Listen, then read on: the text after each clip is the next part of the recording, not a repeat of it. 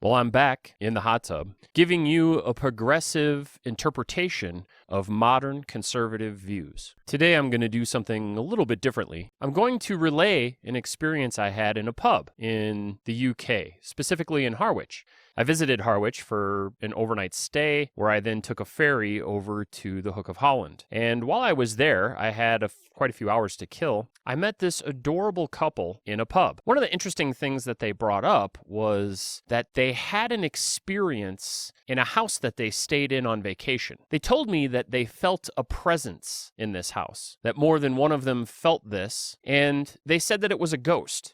The nice lady told me that she actually saw a ghost. So she was sleeping in bed and she looked down at the foot of her bed in the middle of the night and she saw an apparition. The gentleman said that he didn't see the ghost, but that he felt the presence and that there was a draft in the house whenever they felt this presence, so they would get cold. They brought this information to me as a test to see what I would say. We had just been talking, as I said, about morality and how morality can be a science and that we should treat morality as if it is a science. They were intrigued by this, but they wanted to sort of bring to me some kind of test to this. Now, seeing a ghost isn't really moral or immoral. They weren't really on topic. I brought it back around to the moral discussion through the lens of honesty. I said to them, well, you said that you saw a ghost, but the honest answer is that you don't know what you saw, because ghost isn't an answer for anything. We don't know what a ghost is. Now, it's true that there's a definition for ghost in the dictionary, and it's just the common use of the word, but we've never verified that. We don't actually know what a ghost is. We've never had a little piece of a ghost to test what kind of matter it's made out of. Ghosts are visible, so they must be reflecting light off of matter into our eyes. That matter has never been tested. We don't know if, for instance, it's carbon-based or what. We also can't verify that a ghost is a spirit of a person. The word spirit doesn't have a good definition, so we don't know what that is. And nobody's ever determined that a ghost is a person as opposed to a demon or a jinn or an apparition or an animal or an angel or a god. We have no idea what a ghost is. We just have a concept of a ghost. And I explained to this adorable couple that I understand the concept, but the honest answer is I don't know, because things that are just conceptual and cannot be demonstrated are not answers to questions. Now, I said this to them, and that statement that I just made might not be 100% true. I'm not totally sure. I'd have to explore that with some nuance. But what they did next was pretty interesting. So the lady became interested. She wanted to hear more. She leaned in and she cocked her head to one side and said, okay, I get what you're saying. The gentleman, on the other hand, became angry. And he said, well, I know what I saw. What else could it be? When the lady pointed out he didn't actually see anything, he said, but I believe you. I believe what you saw. And I also experienced the same thing. When she tried to explain to him that this isn't really what happened based on what I had just said to her, he said, you know what? I'm starting to get angry. I don't feel like you're allowing me to have my feelings and my conclusions. You guys have come to your own conclusions. You guys know what you know, but I know what I saw and how I felt. And you're not letting me have that. You're not allowing me to say my piece. This is just your opinion. When I explained to him that this isn't a matter of opinion, it's not my opinion that a ghost has never been demonstrated to exist. It's not my opinion that we don't understand anything about ghosts because there are no such thing as ghosts, or at the very least, we can't say that there is a such thing as ghosts. We don't have any evidence to demonstrate that we do in fact have ghosts. We just have these types of experiences. And he said, well, what about all the other people that have had these experiences? We're not the only people. And I said, well, no, you're not. But this experience is very common, first of all, and jumping to conclusions about what exactly it was that you experienced is not honest. It's not scientific. And we were talking about morality earlier, and I said, and so the moral answer, the correct answer, is the honest answer. And it's not honest, or I might have used the word dishonest, to suggest that you saw a ghost when we have no understanding, no demonstrable evidence to suggest that ghosts even exists, or that ghosts are even possible, much less probable. Now, I said I think it's much more likely that it was an old house, so it was drafty, and that's why it was cold, that you guys felt a certain way, uneasy or perhaps unwelcome due to being in a new place. Maybe the house really wasn't set up for company all that well. If it was drafty, then it wasn't warm, and warmth is generally associated with welcoming. The other thing I said was, and anything that you might have experienced, none of that was actually demonstrable or verifiable. You guys just concluded that this is what happened, even though you don't have any actual demonstration that that's what it was. You felt a certain way. You assumed that it was a ghost, but you didn't actually demonstrate any of that. And as you know, your feelings can be inaccurate. You could be hallucinating, or you could have audio hallucinations, or you could be thinking of something that you saw on TV. There's a lot of reasons why you thought this was a ghost, and there's a lot of reasons why nobody should really take that seriously because you can't demonstrate that. Now, the lady was completely engulfed in this. She was on board. She was like, okay, I get it, and she wanted to talk more. The gentleman became upset again and angry and got up and left. He said, well, I'm going to go have a cigarette. And by the way, everybody in Harwich smokes, and they all roll their own cigarettes. It's like you're back in the 1800s. As the gentleman left, the lady kind of looked at him and sort of hand waved him away. And while he was gone, she talked a little bit about how he doesn't mean anything by it, but he is a little more lenient with reality. Now, she didn't use those exact words, but my estimation of him, and she didn't confirm all of this, but when he came back, he confirmed some of this, is that he's sort of questioning reality in the way that people in the United States are questioning reality. So he's kind of flat earthy, he's kind of QAnon, he's kind of into conspiracies, but not to such a degree that he is forcing other people to be confronted with it as people do in the United States. He's not trying to convert me, in other words. He's just sort of generally says things like, well, I don't know about that, or I'm not sure about that, or, well, we're not sure that that's really what happened, or, sort of this wishy-washy language that we hear a lot of the times from people that are into the anti-science, anti-climate change, anti-reality, conspiracy theory groups. The lady had mentioned to me that this was putting a pretty significant strain on their relationship, and that she was pretty seriously considering moving on, even though they had been together for a long time. She had mentioned that this conspiratorial thinking, and then also the flat earth stuff and the science denial, was starting to wear. And she wasn't the nicest to him, like they were together, but they were a cute little couple, but she was very critical of him, and he didn't like that. And then when I used the word dishonest, this seemed to piss him off. And I understand why. Now, the gentleman returned a little while later, and we started in again. He wanted to start in again. He wanted to be justified, or at least he wanted to be recognized. When he left, he was saying, I don't feel like you're allowing me to have my feelings. He wanted us to give him this pass. And he brought up the shape of the earth. I had brought up flat earth as an example of how people jump to conclusions despite evidence, or in the lack of evidence. He had, like I said, sort of this wishy-washy, well, I don't know, or what if, or maybe we're being lied to kind of language. And when he came back to the table, he jumped right back into that. Now, this was the thing that the lady had said she really didn't like. And so she became visibly annoyed. But he and I jousted back and forth for a little while. He brought up the shape of the earth. He brought up that we're not 100% sure about what it is. And I started talking about heliocentrism. I started talking about the models that we have that demonstrate that the earth is a sphere, or it's spherical, that the sun is the center of our solar system, and so on, that all the physics, all the mechanics, all the mathematics, all of everything demonstrate to us the shape of the earth, but also the organization of our solar system. Now, during this back and forth, the lady was a little bit quiet, but she was starting to really show signs of being annoyed. And she got so annoyed that she just ended the conversation. She just said, all right, I've had enough. Let's go. And she was kind of dragging him out of the bar and scolding him as they went. Now, it was very strange to me because when they stood up, the gentleman shook my hand and I said, it was very nice to meet you. And he was very gracious.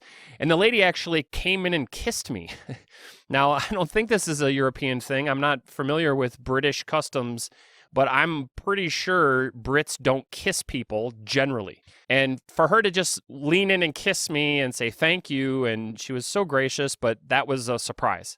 And I think it surprised him too, because he looked at her like she was crazy, and then they left. And she was kind of smacking him around a little bit as they walked out of the bar. I think she was really embarrassed that she was with somebody that even thought this way. And I think she was also a little bit embarrassed that at the beginning of our conversation, she was thinking this way. She was on board with ghosts, but by the end of our conversation, she was understanding my point and questioning ghosts. Now, I bring this up because this notion that I know what I felt is very conservative. It's probably a vestige from a time that harkens back before science, when most of us had to figure out the nature of the world based on fight, flight, or freeze responses. So we would hear something or we would see something move, and immediately we would assign some sort of danger to that because we survive by assuming danger and then seeking shelter, as opposed to ignoring danger and getting eaten, right? If you're wrong, you die. If you're right, you survive. And even if your survival is based on a wrong or incorrect interpretation of whatever is stimulating you, you still survive. So good for you. Now, it's very conservative for people to just say, this is what happened. I saw a ghost. I know what I saw. And it doesn't matter what you say after that. It doesn't matter that I can't demonstrate it. It doesn't matter that we don't have a good definition of what a ghost is. It doesn't matter that none of that's been verified. And it doesn't matter that ghost isn't a sound conclusion to any question or riddle. But this is incredibly common. I've had multiple conversations with people. In fact, one of my former roommates, who, by the way, was educated at Duke University as a chemist and works as a scientist in chemistry.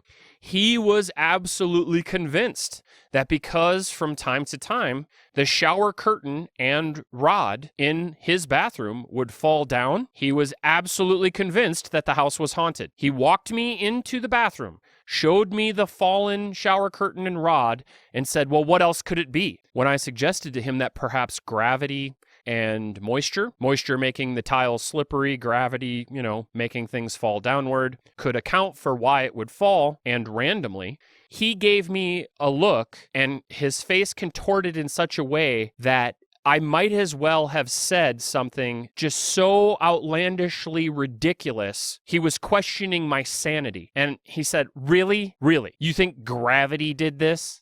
And he scoffed at me. And he picked up the shower curtain and he put it back on. Now, I watched how he reinstalled the shower curtain, and I noticed that he didn't do the final step. He expanded the shower curtain and twisted it to lock it, but he didn't untwist the very end that adds all the tension to the rod. And I said, hey, you didn't do that last part. And he goes, what part? He wasn't familiar with this shower curtain rod. And I untwisted the very end. And I said that there's a little bit of play there. That's how you add tension to the rod. So maybe it's falling down because of gravity, water vapor, and the fact that you're not expanding it and tightening it. And he kind of looked at me skeptically and he was like, okay, but he was not convinced. He was still fully on board with this idea that a ghost was in my house. And for some reason, it was knocking down the shower curtain and rod. This is the kind of thinking that conservatives engage in on a regular basis. And this is the kind of thinking that people that aren't conservative but have conservative thoughts engage in on a regular basis. It's not sound thinking to just assume that a ghost did it. It's always best to start with the science if you have a question about anything. If you're trying to determine the nature of reality, what causes things to happen, what's real, what's true, start with the science. Gravity, water vapor making tiles slippery, not using the tension functionality of a curtain rod, or in the case of the adorable couple from Harwich, hallucinations, just being groggy, a drafty old house, not feeling welcome because it's not your house, you're in a new place, and sometimes new places make you feel a little uneasy. These are easy conclusions that can be drawn based on evidence and demonstration, and jumping to conclusions that ghosts are actually real and that's why things are happening around us is a mistake. And it's a mistake of massive proportions because it doesn't end at ghosts. As soon as you're used to doing this with ghosts, You're going to be drawing the wrong conclusion for a multitude of issues in your life. Perhaps you think your prayer's being answered, or perhaps you think that things are happening for a reason, or you're part of a greater being, that there's something higher than you, or perhaps you're thinking of something else that is equally unsound, invalid, and cannot be concluded from the evidence we have. Now, this adorable couple from Harwich didn't cause a crisis in Britain because of how they voted. Although the lady did mention that she did not vote for Brexit, and the gentleman, he suggested that he did. They were very clearly arguing, this couple, and they were, by all accounts, adorable. But there was real stress on their relationship. So the problem that this kind of thinking demonstrates doesn't have to be on a national level like we see in the United States and in Britain. It can be very personal. How can you actually have a reasonable conversation with somebody, let's say your lover, when they're seriously suggesting and kind of demanding, in the case of this couple, that their own personal belief that they can't demonstrate, that's unsound and unscientific, should be taken seriously? And if they are not taken seriously and they say things like, you're not allowing me to have my feelings and my conclusions, I know what I saw, I know what I felt, when that's not true. If somebody tells you that they saw a ghost and you say, I don't think that's true because we don't know what a ghost is, that's never been demonstrated to exist, and so on, you're not attacking them as a person. You're not attacking who they are, but they act as if you are. Their response is a personal response. It's dishonest, it's unnerving, and it's unfair. If you're just trying to stick to the evidence and to determine what happened, and the person you're trying to partner with is stuck in this idiotic mind loop that they get to dictate what is real and what isn't based on their experience, you get stuck, and it causes friction that needn't be there. This gentleman has just as easily said, you know what, that's a good point. I'm going to go and think about this. I'm going to go and do some introspection and self-reflection and determine how honest of a person I'm being when I suggest that this was a ghost. And then again, how honest am I being when, after I suggest that this was a ghost, and you bring up the fact that we don't know what ghosts are, that instead of contemplating that fact, I get emotionally upset and say, you've done something wrong. I blame you. That is dishonest. That is unnecessary trauma and unnecessary argumentation that's hurting this relationship. Think of how much better off this adorable couple would be if, instead of holding to this notion that I know what I saw, the two of them just focused on the evidence, focused on sound scientific thought, skepticism, methodological naturalism, and so on, and came to an appropriate conclusion. One that not only can be agreed on by everybody because it's demonstrable or it's fact-based, but one that doesn't cause you to feel emotionally charged. This was completely unnecessary negative emotions and trauma and conflict based on ghosts, which can't even be said to exist, and it needn't be. There needn't be this trauma. There needn't be this grinding away between two people. If the gentleman was just more honest and the lady was just more honest to begin with, they would have determined that they don't know what they saw. They just felt uncomfortable in a new place. Now, in the case of this couple, they weren't really directing any of this anger towards me. The gentleman was very nice to me. He wasn't mad at me. He was just mad in general. And more than anything, he was annoyed with her for not, quote unquote, giving him his feelings or allowing him to have his conclusions. He wanted to equate everything to opinion, which is very conservative. But that friction is caused by conservative thought. Progressive thought that takes into account science, always start with the science, always go to demonstration, always go to evidence. Thinking in that way, skeptically, but also compassionately, leads you down a path of harmony and togetherness and humanity, humanism, empathizing with one another, working with one another, not fighting against one another. That's why progressive thought is so useful and powerful, because it leads to teamwork. It leads to consolidation and working together towards a common, understood, sound, scientifically demonstrable goal. And what throws a monkey wrench into all of that? What fucks all this up? Some conservative moron who thinks he saw a ghost. For those of you that are listening to this podcast, the audio-only version, I encourage you to go to my YouTube channel called Ear Seduction, where I have other shows that I publish. I have Paul's Passive House, where I'm converting a 1950s ranch house into an ultra-high efficiency passive house. I have a series called Urbanist Snark, where I publish video content of my travels through Europe and other places in the United States and talk about urbanism and good city design. I also have other shows that I'm planning on publishing there as well. If you like this show, please go to YouTube and check out some of my other content there.